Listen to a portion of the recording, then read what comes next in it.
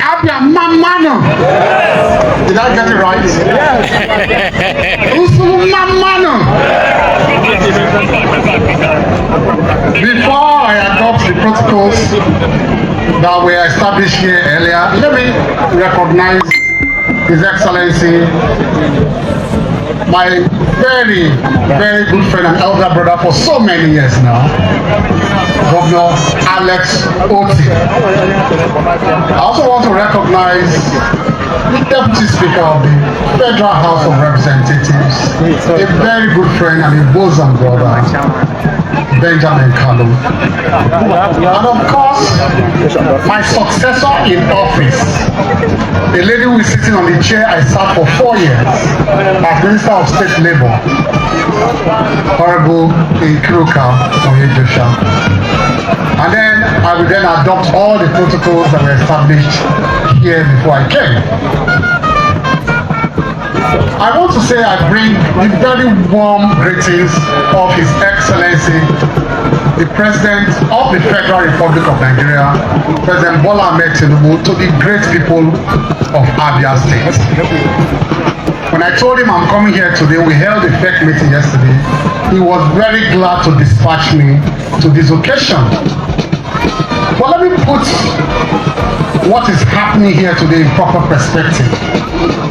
It was shortly after we took office, and I was briefing the president about the aviation sector. The president asked me, why does Abia not have at least an airstrip? It was the president, President Bola Ahmed Tinubu, that asked me that he doesn't want any part of this country to be cheated. And in the southeast in particular, it is only in Abia State you cannot land an aircraft. And so he said, make sure that in the 2024 budget, at least give Abia an airstrip. The president said so. I was lucky to have a permanent secretary who is also from Abia State. And he's here, Emmanuel Meribole, from Abia State too.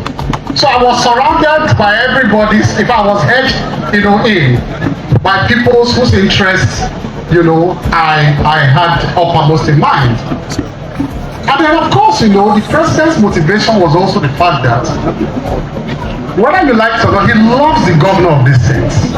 He loves his spirit. I know comments he has made about the governor of this state and how much his people here love him so much. Today is not a day for politics. He strayed away. He was with us. He strayed away like the prodigal son. Benjamin Kalu. The prodigal son came back home at least. Let us leave that for another day. And he came back. But he strayed away. So we love him. We love him very well. And of course your son. I repeat, your son. Your very proud son. Who the president endorsed and recommended to members of the House of Representatives to vote for as Deputy Senate President is somebody who is also very close to the heart of Mr. President. And he said, for the sake of all of this, the governor, the Deputy Speaker, please give them an airstrip. That was the beginning of the story. And then when I called Dr. Alex Oti and I broke the news to him, he said, no, I will partner with you. I will also put counterpart funding. Let us upgrade it to an international airport. This was what happened. As Minister of Aviation, I'm just telling you the trajectory. This is exactly what happened. And he said no, because Abia is the heart of industrialization of the Southeast. It doesn't add up at all that the heart of industrialization of the Southeast does not have an airport. And I can tell you that there are already plans afoot, myself and the governor just spoke, that it's not just going to be a passenger airport, but a cargo airport too. Most of the beautiful things we say made in Nigeria are made in Abia, most of them. There's no reason why we cannot process goods from here manufactured in Nigeria, process them and export directly from Abia instead of taking them elsewhere for logistic purpose. We should be very, very proud of what is happening here today. And that is the special law of the president for Abia State.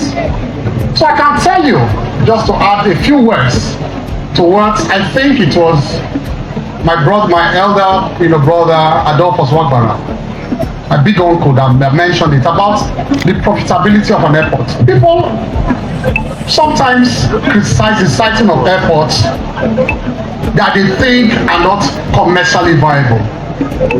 But the question you ask, I'll answer it in two ways. Is that what comes first? Is it the chicken or the egg? Because it is the airports that actually generate economic activities. So it's not the other way around that you have to generate economic activities to the zenith before you give an airport. An airport is an enabler. So it is not an argument to say we don't have enough economic activity. Look at the potentials of Abia State I mentioned as an industrial hub of the southeast. An airport will only be an enabler for that. But most importantly, an airport is also a social infrastructure, not just an economic one. You must be able to access every part of this country by air. Because you never know when even a part of this country may be cut off by flood, by natural disasters, and you cannot reach the people of that community by air to deliver goods, supplies, medical supplies, or humanitarian, things to them. So you should be able to access every part of this country by air. And then it wasn't good at all that Abia had been cut off from the aviation ecosystem, of this country. So congratulations to the people of Abia State. Congratulations to the people of Nsulu. And I was just discussing with the governor before I came here. Take it from me. He told me that when the Federal Airport Authority of Nigeria wants to commence the airports, the people of Nsulu first should be considered even before people of Abia State. MD fan, stand up. I'm giving you a directive now. MD fan, people of Nsulu first before the people of Abia State. We'll talk about the percentage later. We're not talking of percentage now. But you must consider them first for employment and to run this airport in the state before you consider it is their property. Let them own it. Let them value it. And let them, run it for the good of the country. So I want to congratulate you. I will go and do the groundbreaking ceremony now.